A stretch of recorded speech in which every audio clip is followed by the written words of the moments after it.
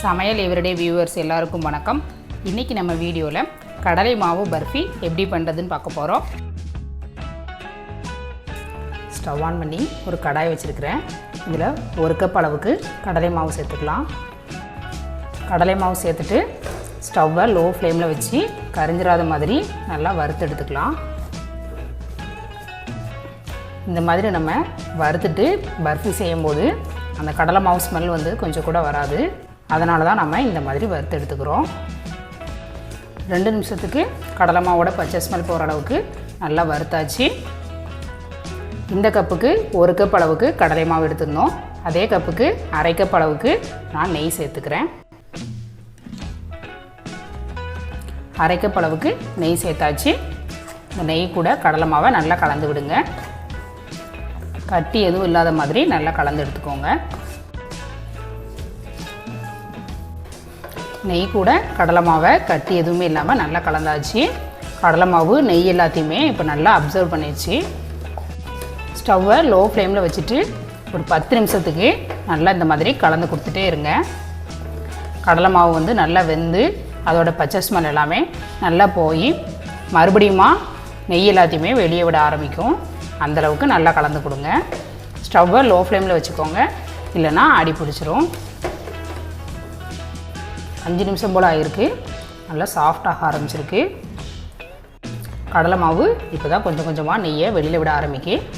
இன்னொரு 5 நிமிஷத்துக்கு லோ ஃப்ளேமில் நல்லா மிக்ஸ் பண்ணி எடுத்துக்கலாம்.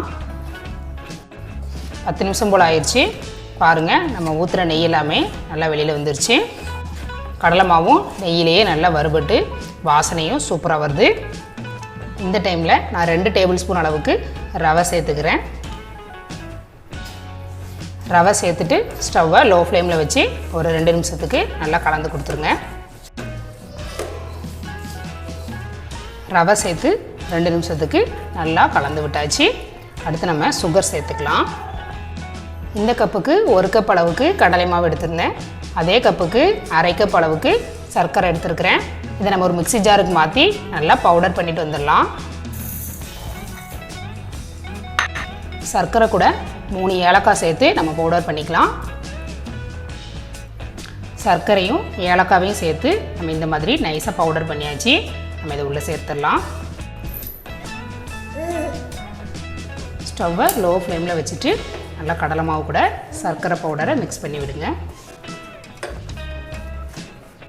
சர்க்கரை பவுடர் சேர்த்து நல்லா கலந்தாச்சு. இதே கப்புக்கு தான் 1 கப் அளவுக்கு மாவு எடுத்துருந்தோம். அதே கப்புக்கு அரை கப் அளவுக்கு காய்ச்சி ஆற வச்ச பால் சேர்த்துக்கலாம். பால் வந்து சூடாக இருக்கணும்னா தேவையில்லை, ரூம் டெம்பரேச்சரில் இருந்தாலே போதும். கட்டி எதுவும் இல்லாத மாதிரி நல்லா கலந்து விடுங்க. இந்த மாதிரி லூஸாக இல்லாமல் கெட்டியாக இருந்தது அப்படின்னா நீங்கள் இன்னொரு அரை கப் அளவுக்கு பால் சேர்த்து நல்லா கலந்து எடுத்துக்கோங்க. பால் சேர்த்துட்டு கட்டி எதுவுமே இல்லாமல் நல்லா கலந்தாச்சு. இந்த ஸ்டேஜில் 1 டீஸ்பூன் அளவுக்கு நெய் சேர்த்துக்கிறேன். நெய் சேர்த்துட்டு நல்லா கலந்து விட்டுறலாம்.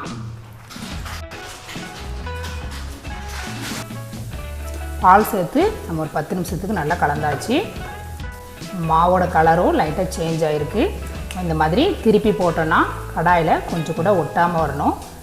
இந்தளவுக்கு வந்துருச்சுனாலே நம்மளோட கடலை மாவு பர்ஃபி சூப்பராக ரெடி ஆயிடுச்சு. கையில் கொஞ்சமாக எடுத்து இந்த மாதிரி உருட்டி பாருங்கள். கையில் கொஞ்சம் கூட ஒட்டாமல் அழகாக இந்த மாதிரி உருண்டு வந்துருச்சுனாலே நம்ம பர்ஃபி சூப்பராக ரெடி ஆயிடுச்சு. நம்ம ஸ்டவ் ஆஃப் பண்ணிடலாம். ஸ்டவ் ஆஃப் பண்ணதுக்கப்புறமா ஒரு அரை ஸ்பூன் அளவுக்கு நெய் சேர்த்துக்கிறேன். இது ஆப்ஷனல் தான், நீங்கள் விருப்பப்பட்டால் சேர்த்துக்கோங்க. நெய்யை நல்லா பர்ஃபி கூட மிக்ஸ் பண்ணி விட்டுடலாம். பாருங்கள், இந்த கரண்டியில் கூட கொஞ்சம் கூட ஒட்டவே இல்லை.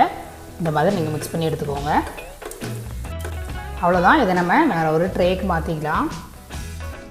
ஒரு ட்ரேயில் நெய் தடவி வச்சுருக்கிறேன். இதில் நம்ம ரெடி பண்ணி எடுத்து வச்சுருக்கிற கடலைப்பருப்பு பர்ஃபியை உள்ளே வச்சிடலாம். ஆனால் எல்லா பக்கமும் ஈக்குவல் ஆகிற மாதிரி ஸ்ப்ரெட் பண்ணி விட்டுருங்க. நல்லா எல்லா பக்கமும் ஈக்குவல் ஆகிற மாதிரி ஒரு ஸ்பூனை வச்சு நல்லா ஸ்ப்ரெட் பண்ணியாச்சு. மேலே நான் கொஞ்சமாக நட்ஸ் தூவிக்கிறேன். பாதாமும் பிஸ்தாவும் தூவிக்கிறேன். இது ஆப்ஷனல் தான், நீங்கள் விருப்பப்பட்டால் சேர்த்துக்கோங்க.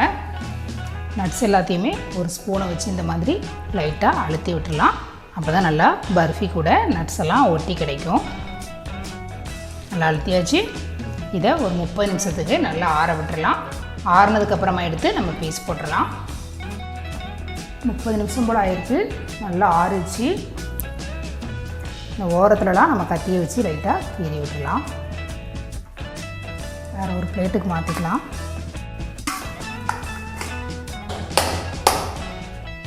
இந்த மாதிரி தட்டினாலே அழகாக வெளியில் வந்துடும். அப்படியே திருப்பி போட்டுடலாம்.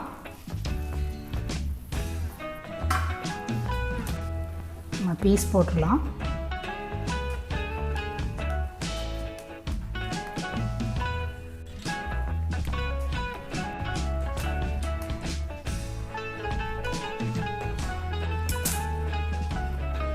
பாருங்கள், நம்ம பர்ஃபி ரொம்பவே சூப்பராக அட்ராக்டிவாக கிடச்சிருக்கு.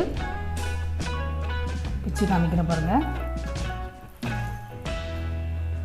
நல்லா சாஃப்டாக இருக்குது. நீங்களும் இந்த சாஃப்டான கடலை மாவு பர்ஃபி ட்ரை பண்ணிவிட்டு எப்படி இருந்துச்சுன்னு கமெண்ட் பண்ணுங்கள். உங்களுக்கு இந்த வீடியோ பிடிச்சிருந்தா லைக் பண்ணுங்கள், ஷேர் பண்ணுங்கள். சமையல் எவ்ரிடே சேனலை சப்ஸ்கிரைப் பண்ணாதவங்க சப்ஸ்கிரைப் பண்ணிக்கோங்க. தேங்க்யூ.